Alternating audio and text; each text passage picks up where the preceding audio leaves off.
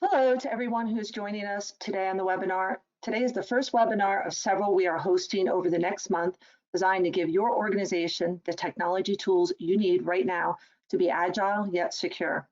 Our presenters today are Dave Bailey, President of Arctic IT, and our Chief Information Officer, Phillip Jackson. So with that, I will turn the presentation over to Dave and Phil. All right, well, thanks everybody for joining us. Hope you are safe and healthy and figuring out new ways to stay productive and positive and engaged both at work and at home. We wanted to take an opportunity to really dive into how you get to the modern workplace. You know, modern workplace is a term that Microsoft has somewhat coined, but we've been using it as well to really define how our business applications, how access to our business assets are really accessible to all of the folks, no matter where they are, anytime, anywhere, any device.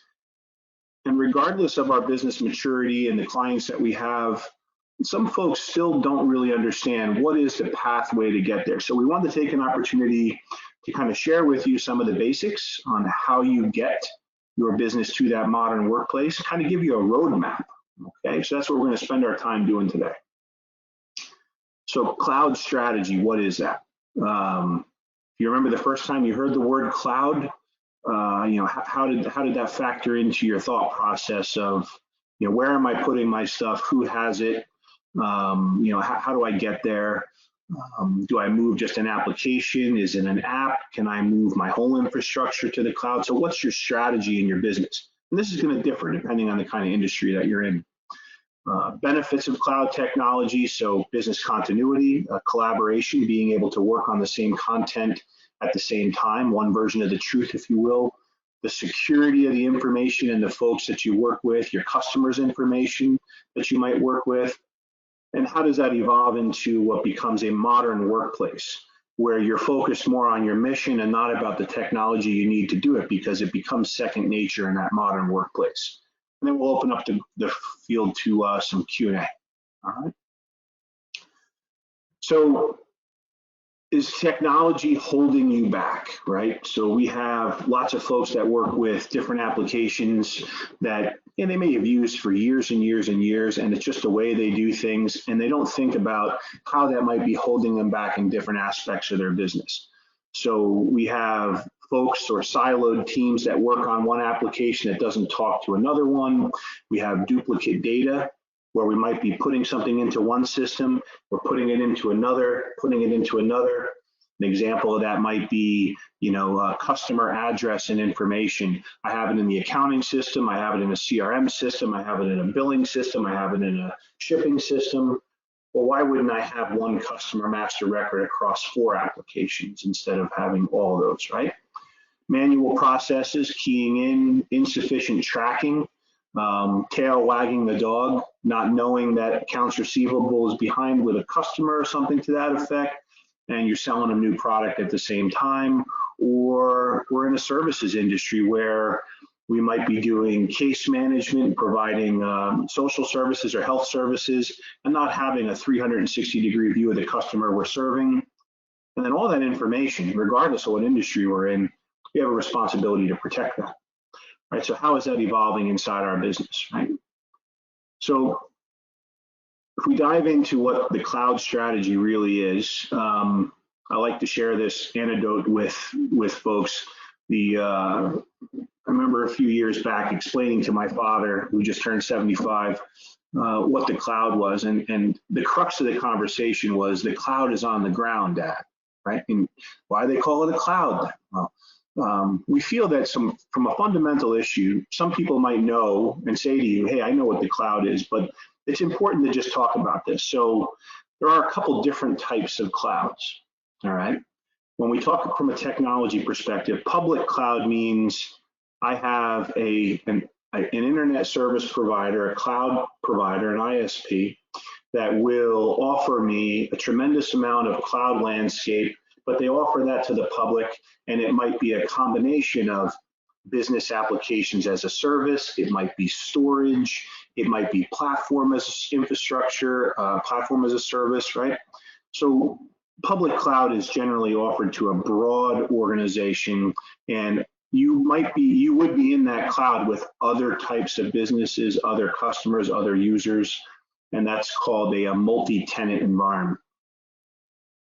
And then we have what we call private cloud. And there are many of you that might be on this call, or many of our clients, that they have their own data center. Maybe they have 500 to 1,000 employees. They have their own data center, and they offer up cloud applications through a central network, so that they don't have to have servers in all of their locations. They offer their own private cloud, but it's wrapped up within their wide area or large area network. It is inside their domain, if you will. And then we have what's called a hybrid cloud, where I might use a little bit of both. I might use a little bit of software as a service. I might use some cloud infrastructure. And I also have my own on-premise technology investment there. And that might be something I need to do from an industry perspective. For example, a hospital, pretty big deal right now for the way these organizations are running with the pandemic that we're going through, is a hospital will have, in many cases, a hybrid cloud.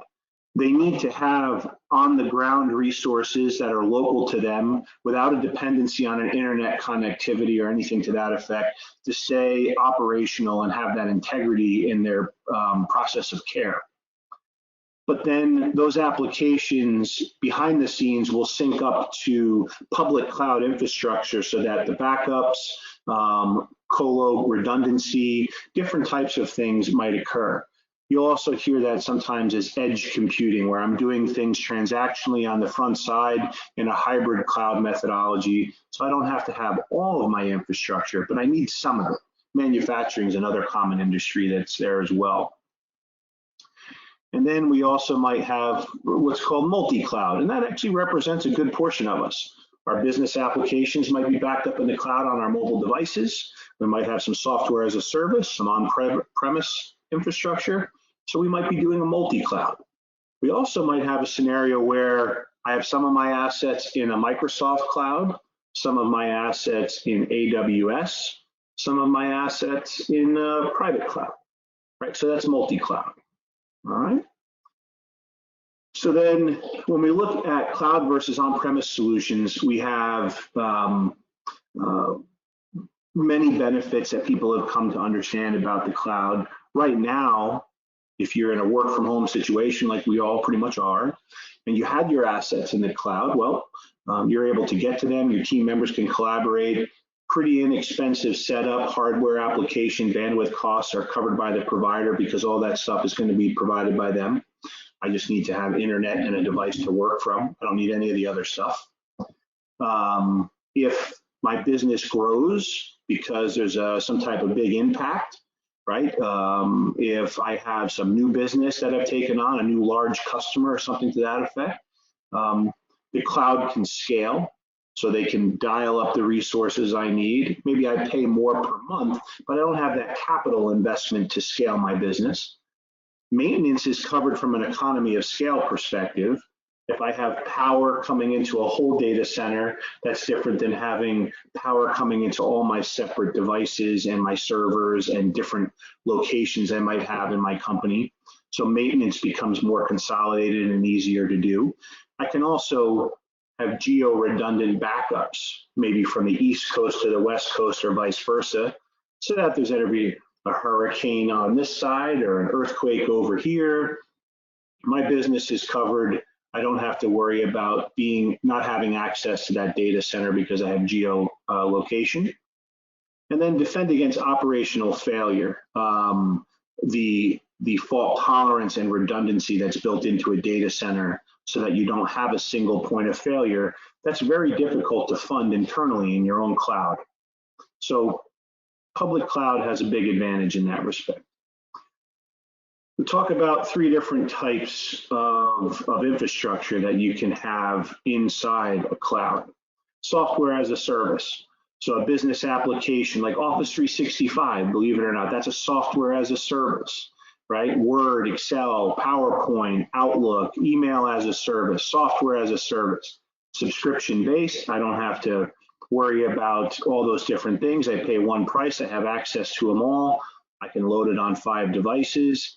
Software as a service is as commoditized as electricity, cable, anything that you have as a utility, essentially, versus having server and database server and application server and all that infrastructure. Instead of having a generator at my house to generate electricity, I just get it through the wire, through the electric company. So I've commoditized that service. Platform as a service. Well, you might have very unique business applications. You might have large amounts of data that you need a lot of storage for and compute power. You could buy all that hardware and put it on your on-premise environment, or you can run it in the cloud. An Azure, an AWS, that is platform as a service, where I can say, I want to have a database server, a SQL server. I want to have a SharePoint environment stood up there that's unique to my business because it's been customized, something to that effect. So I don't necessarily need the server infrastructure. I just need the platform itself. Very commonly, you're going to find data infrastructure there.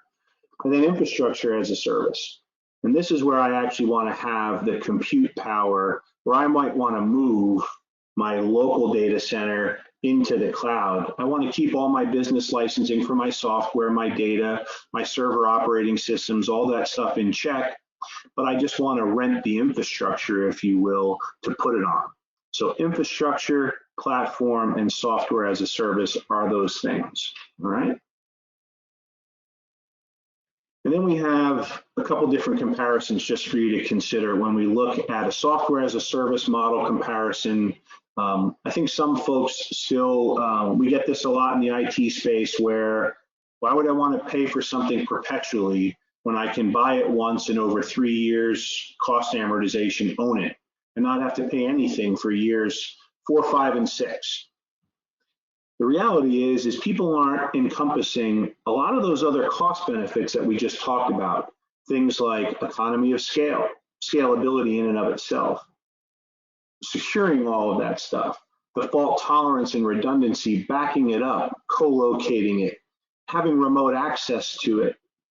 When you put all those things together as costs on top of the usual capital expenditure for buying software and owning it, or what we used to call a perpetual license model, it's pretty hard to argue anymore against software as a service, especially when you get into the utility type applications that we consume, like an Office 365 or a G Suite or something to that effect. Pretty hard to beat the cost effectiveness of those programs. So when we look at on-premise software, you have 9% from a software licensing cost, and then all the other stuff that comes below it. And then we like to use a lot of iceberg stuff at Arctic IT. I don't know if you guys ever realize that's an iceberg right there. Really the premise there is, I think it's 11 and 89 if you're into science, but we'll let the marketing people have their math here. So the bottom of that iceberg really represents all that other infrastructure, the people to take care of all this stuff, training, ongoing costs. Notice that's a big list. You get into cloud computing, your expenses move up to 68% operating expense versus capital expense. Customization, implementation, and training still needs to be done, but the overall and ongoing costs are simply gone. Right? There is some maintenance and support that you need because of the evolution of how that application is going to be used in your business. But all that other ongoing cost is literally replaced overnight as soon as you move up there.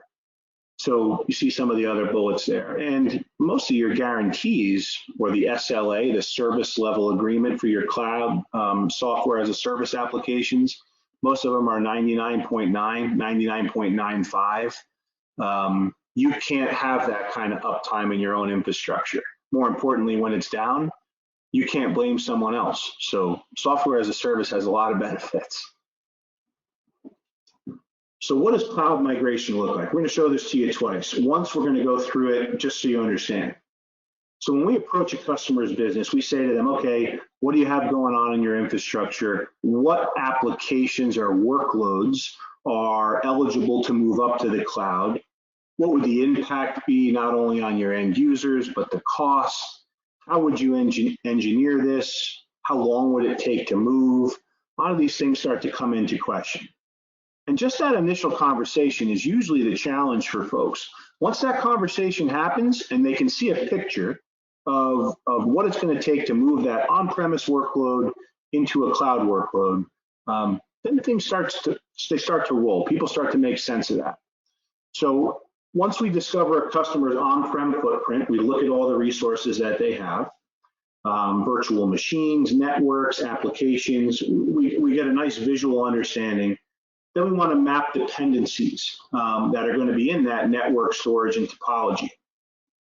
So if you're in one of those industries, from a compliance perspective, where you need continuing operations, like a hospital, shop floor manufacturing, you might need to use a hybrid model so that you don't have a dependency on maybe a shoddy internet connection, or you can't be down at all. You need 365, 24/7 operations. So you're going to need a different strategy. So let's look at what that might be as we go through your operations, right? And then we say, okay, these are the workloads we've identified. We might say 3 or 4 of these are pure candidates to go software as a service. This might be infrastructure or platform as a service with a hybrid model because of your industry. And these just need to stay on premise because that's where they need to be all the time. There's no place for them in the cloud other than maybe backing them up so that we have continuity if these on-premise things maybe peter out, right? So then we also look at the costs associated with that. Sometimes you may have made a recent investment in software applications and infrastructure in your on-premise world. Just moving it to a software as a service might not make sense because of that money you already spent. So you may want to ride it for 2 or 3 years and just back it up to the cloud so that you have some additional security and fault tolerance, but not throw away that investment.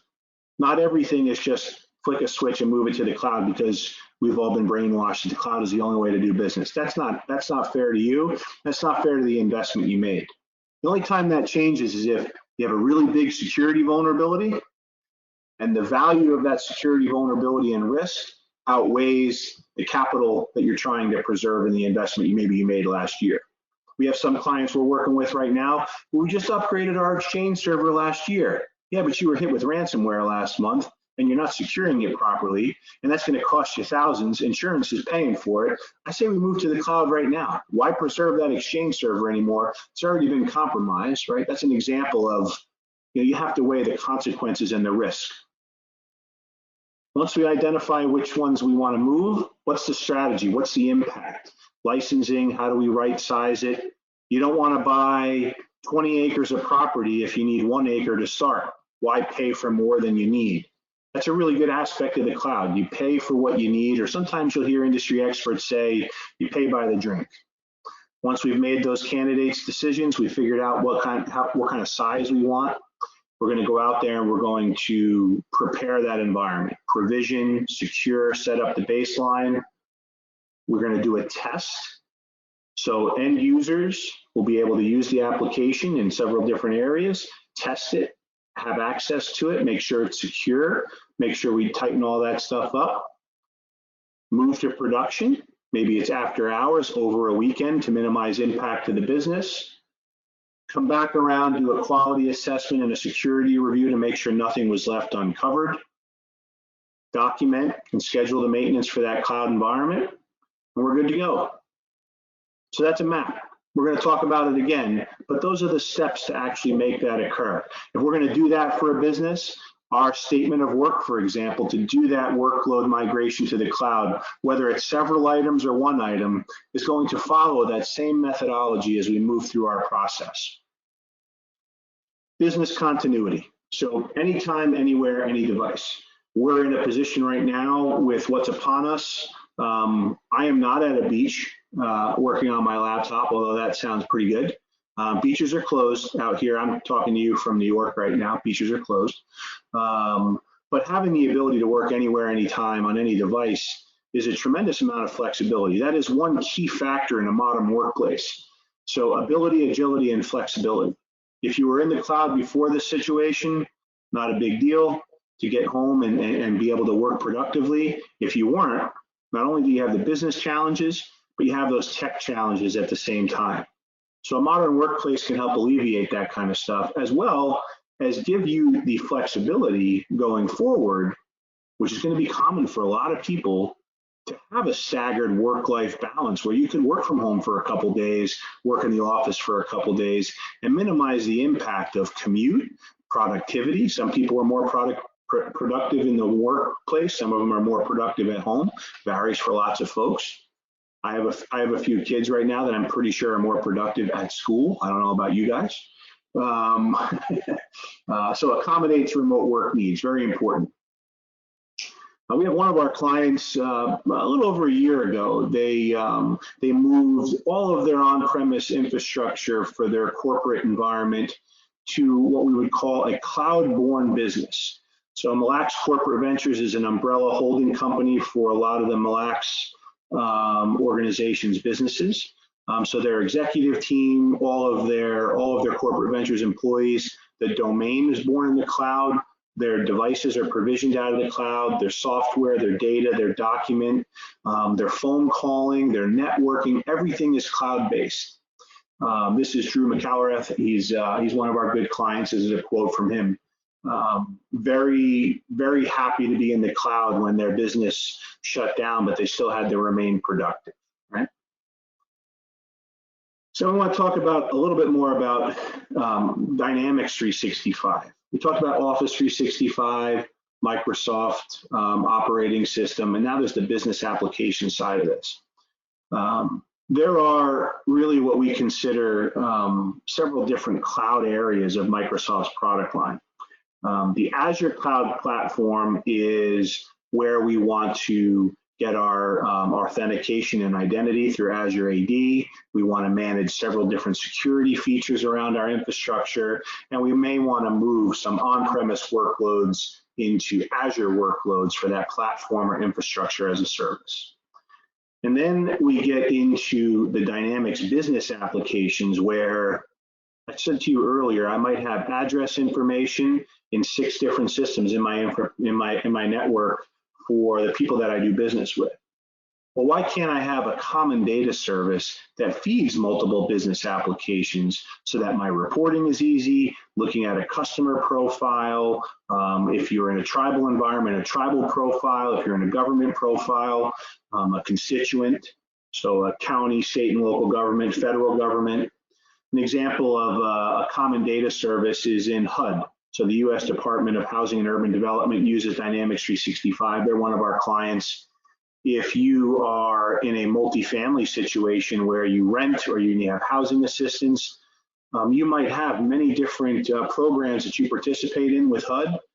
They're all siloed information prior to moving to Dynamics 365. Now, when someone calls, they have a full profile of that homeowner or that multifamily assistance resource, and they can move through that. More importantly, banks and lending institutions that work with HUD on different lending programs also consolidated all that case management from multiple systems into one, so that there's always just one central place to look at that business record. That's an example of a common data service versus siloed data services. All right, and then we have collaboration. So things like Office 365 that integrate. So if I want to send a letter out to a customer, I don't have to open up Word separately and then create something and save it separately and move it here, move it there, attach it here to an email.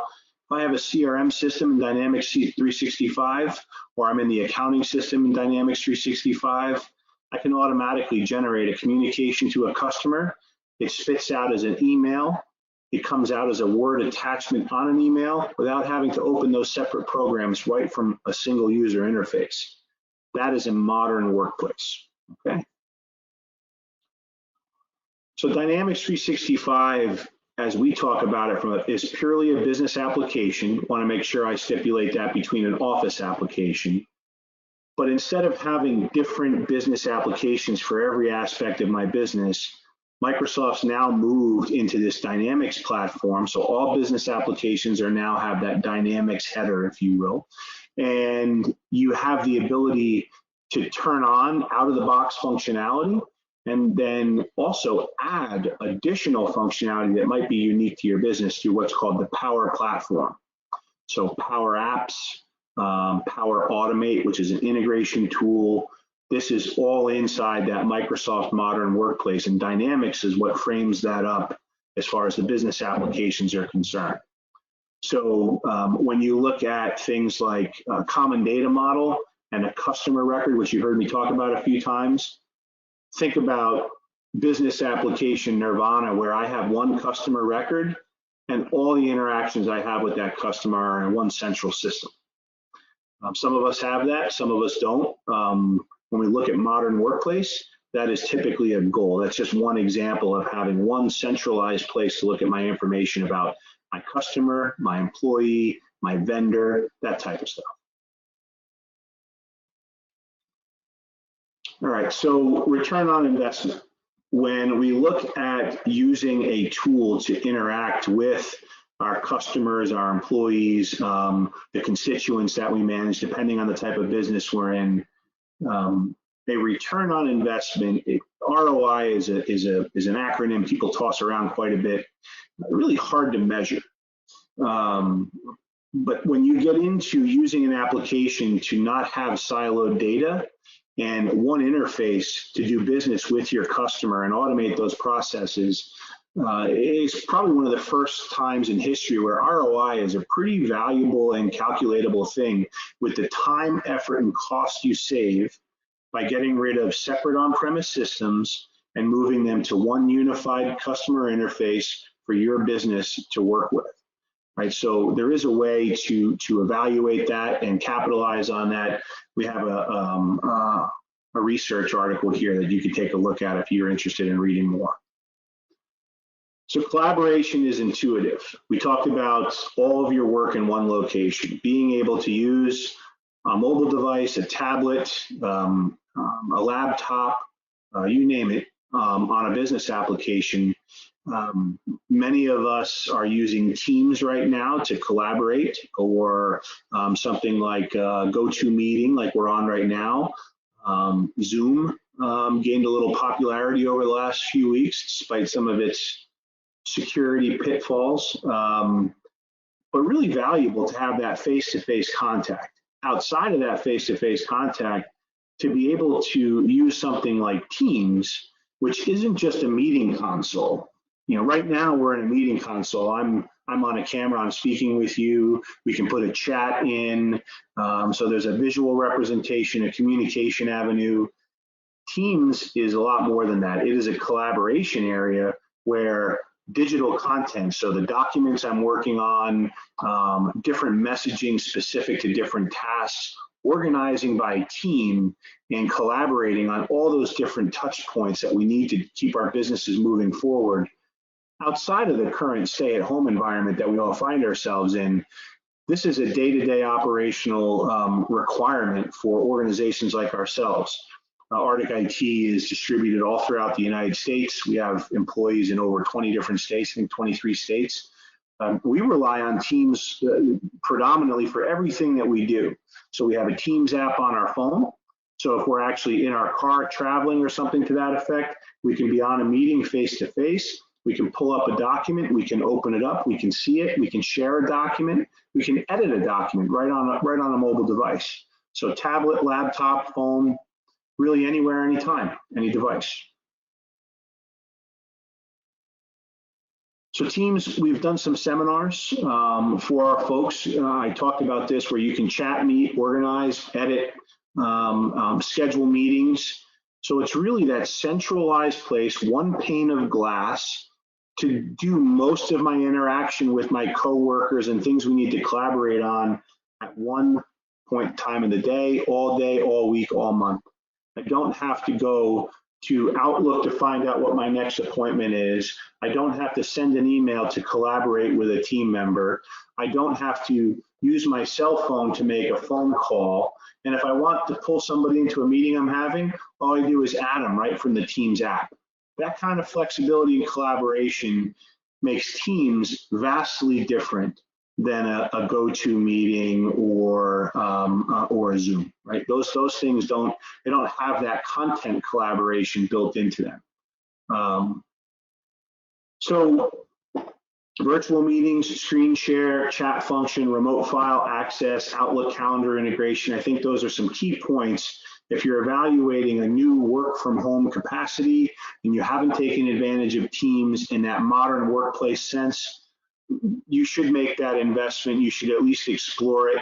Microsoft's offered some pretty attractive pricing right now, 6 months to use some of the functionality built into Teams and Office 365. I strongly recommend you take a look at that.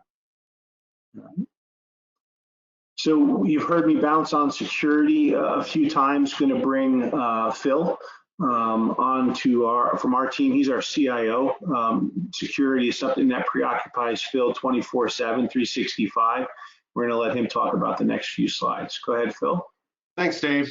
Thanks for letting me talk about something I'm pretty passionate about. And I don't think any conversation around the modern workplace would be complete without talking about security. It's important to what we do, and all of these things are really great, but security is something we all have to have top of mind.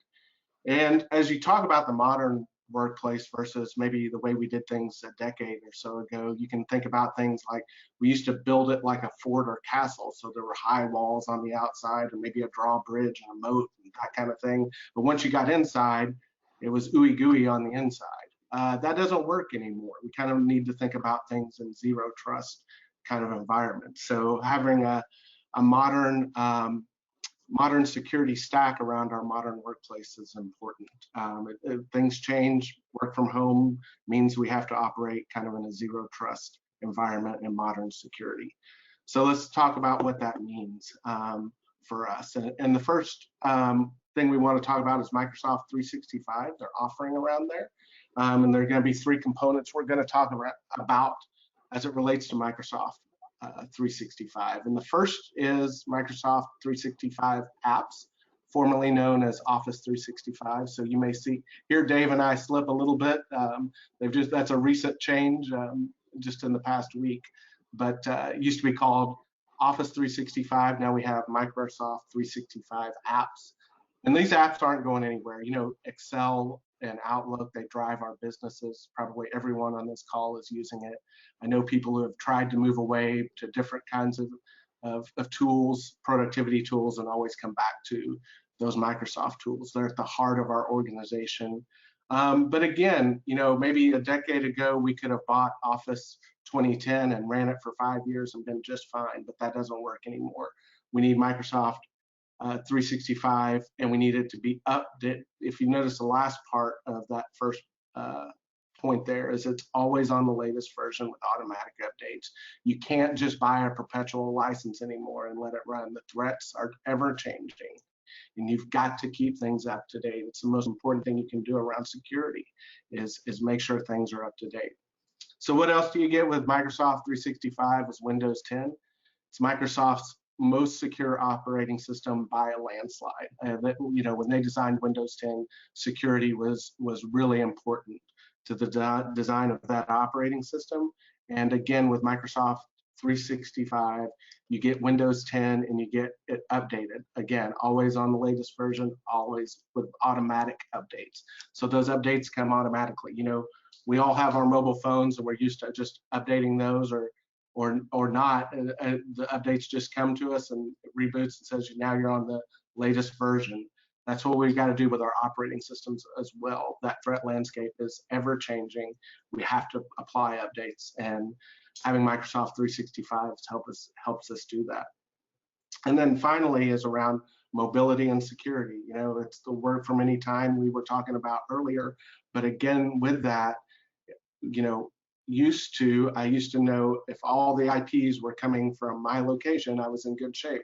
Now we have people distributed all over the country and maybe the world. And so we need to have a different set of security based around that. And so you take all of these three things together. You talk about the Microsoft apps, the Windows 10 and updates, and mobility and security, and you kind of get the Microsoft 365 stack, which is really an evolution.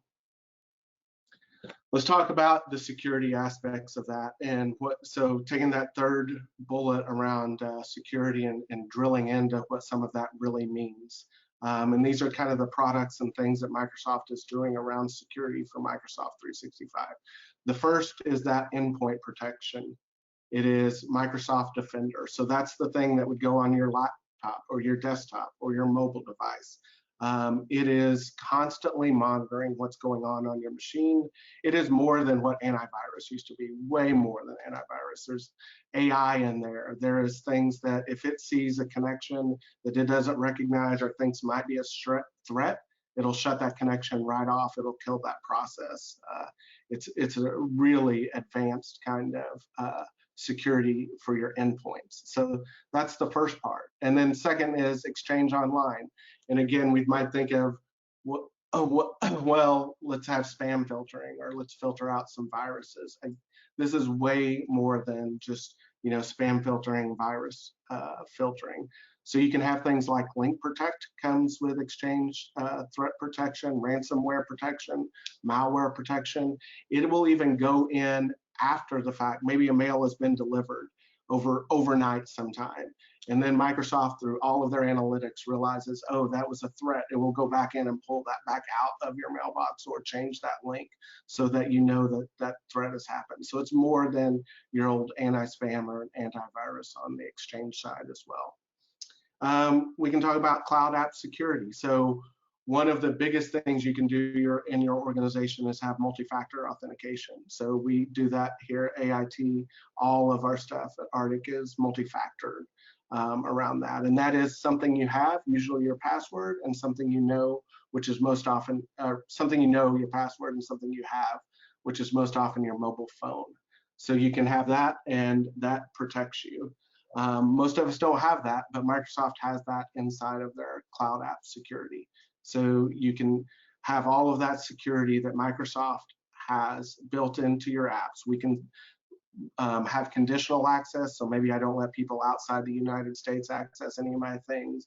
I can have risky, something that, like, if I logged on in Texas and then within a minute later there was a login in Georgia, it would shut that down and say, hey, he can't be two places at one time logged in.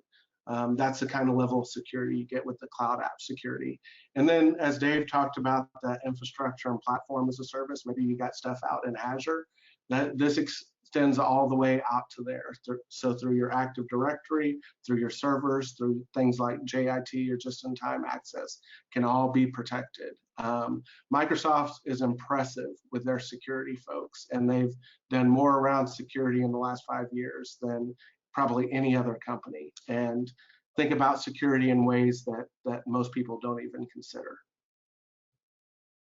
I think one of the things to point out, and thank you very much, Phil, for sharing that with us, is it's important to note that your own internal IT, in some way, shape, or fashion, hopefully, they might have 3, 4, 10 different security products right now that are helping protect your desktop, protecting your email flow, the different mobile devices that you have, and some of the server infrastructure.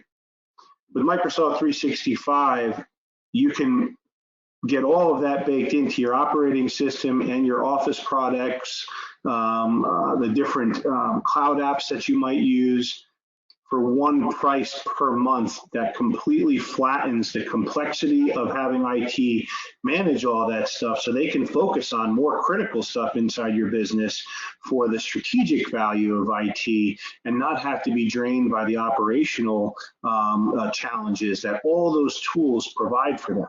Some IT folks look at this as like, well, then what am I going to do if I go to a Microsoft 365? Doesn't mean they have less to do. It means that the integrity of these tools that they've been trying to babysit moves to the commodities of a cloud scale, and they're able to focus on more strategic and improvement type processes in IT versus tactical workstation and application support type things that these security issues create. So thank you for sharing that, Phil. So modern workplace is delivered.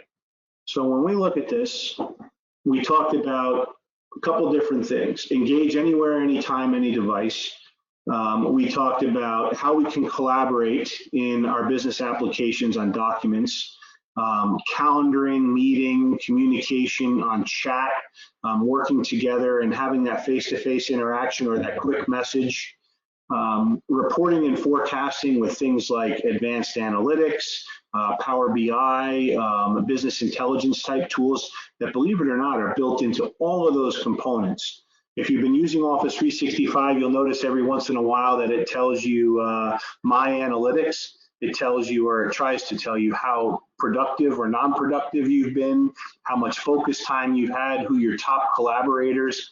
That's business intelligence, artificial intelligence, just running in the background, showing you how all that stuff is either benefiting you or that you might not be taking advantage of. If you've been using Office 365 and you've gone to schedule a meeting lately, you'll notice that if you scheduled an hour for somebody, it might say, do you really need an hour or maybe 45 minutes? Because we've noticed that the last few times you booked an hour, you guys got off a meeting at 43 minutes, 41 minutes, 42 minutes. Why take a whole hour? Just book it for 45. Give that person that 15 minutes back on their calendar. And then being able to build applications where you've never had them before because you need certain business functionality that's unique to your business. All of that within Microsoft 365, Dynamics 365, and Azure. So Modern Workplace for you may represent taking a little piece of each one of those product features from Microsoft and putting it into your business, or maybe just start with one. So it all depends on where you are in that journey. Ultimately, save time, save money, and resources with cloud technology at scale. It's about the scale. It's no longer an argument about the cost effectiveness of the cloud. Arguably, if you're still talking about the security of the cloud versus your own on-premise security, we would love to have that technical conversation with you, because we're pretty sure that we're going to have a more solid argument for cloud security, redundancy, and the economies of scale that security can provide up there. That's demonstrated more and more every day. So let's talk about the model again.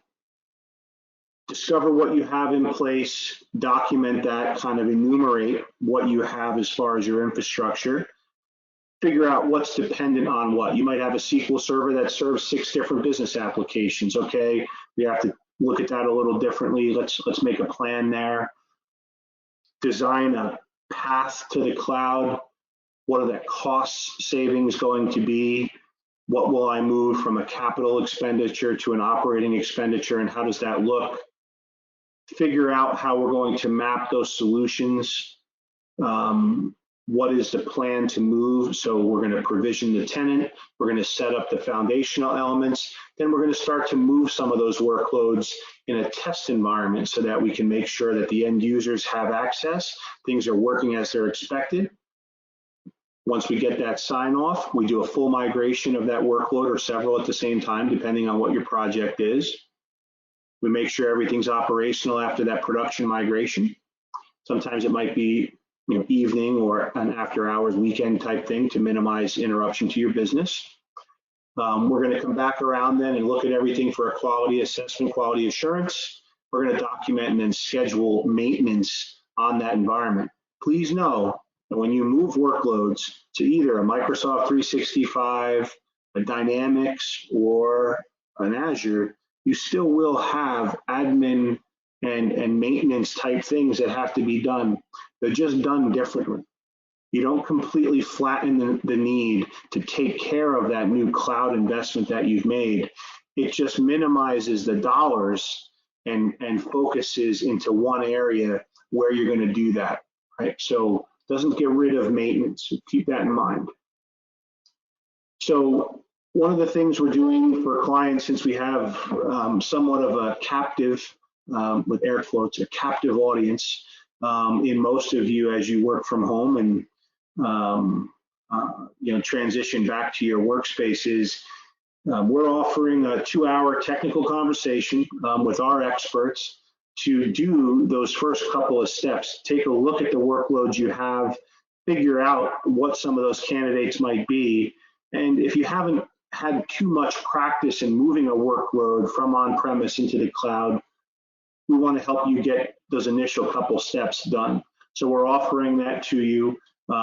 If you're interested in having us talk to you about one business application, 3 business applications, whatever it is, we're offering 2 hours free expert consultation to talk to you about what that might look like and give you some decision criteria and engage with you about how that might happen. Let you ask us questions, we go back and forth, get you a little further down that path, give you something visual to look at, okay?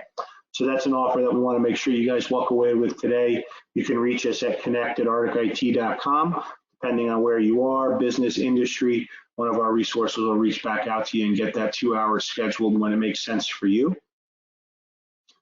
And now we'll take some questions if anybody has any questions that they've queued up and want to talk about. Thank you, Dave and Phil. That was wonderful. We'll give it a few minutes. I don't see any questions now, but maybe we'll just give it a few seconds. Sometimes the questions we get are with respect to compliance, credit card processing, for example, for retailers. When the cloud first came around, there was sketchiness about a cloud-based credit card clearinghouse, and it's like people didn't understand the compliance that provided, and now it's known as PCI compliance as far as how your credit card terminals are encrypted, how those transactions move through the cloud. But now that it's a commonplace, all credit card processing is done through a cloud-based clearinghouse, right? So things, compliance and time have changed the way that evolves. Sometimes HIPAA comes into it. We might have a doctor's office that we do managed services for. We might have a state and local government agency that does social services distribution, and they're worried about their person's their confidential information. Liability and risk also come into that conversation. So if we're going to have a talk with you, we will talk about compliance, liability, and risk, because those are factors of that cloud migration conversation.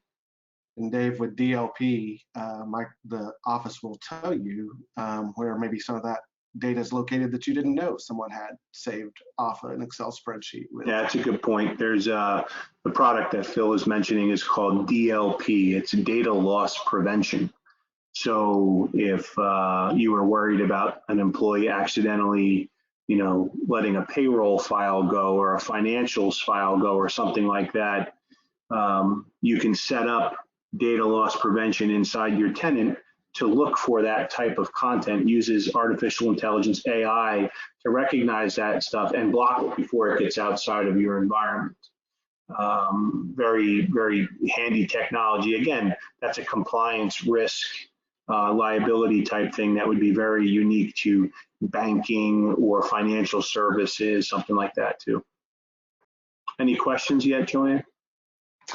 No questions. We were just so thorough, we took all the questions off the block, I guess. You did. Yes. Well, if there's no questions, then thank you, Phil, for joining me today. Thank you, Joanne, for putting this together. Thank you for all of you that attended. And if there's any follow-up or anything pops up that you want to discuss, please make sure to reach out. Stay safe, stay healthy, and be well, everybody. Take care. Thank you.